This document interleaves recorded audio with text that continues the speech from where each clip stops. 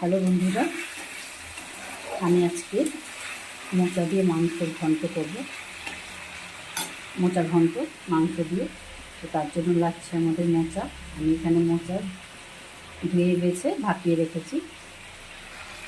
আর এইদিকে আমি মাংসটা ম্যারিনেট করে রেখেছিলাম লবণ, হলুদ, গোলমরিচ দিয়ে, লঙ্কার গুঁড়ো দিয়ে।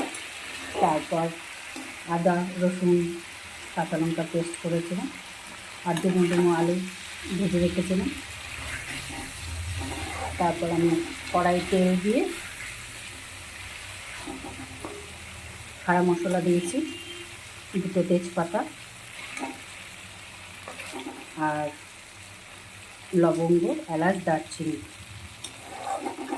ফোড়ন দেওয়ার পর আমি আলুগুলোকে লাল লাল করে ভেজে মশলা কষিয়ে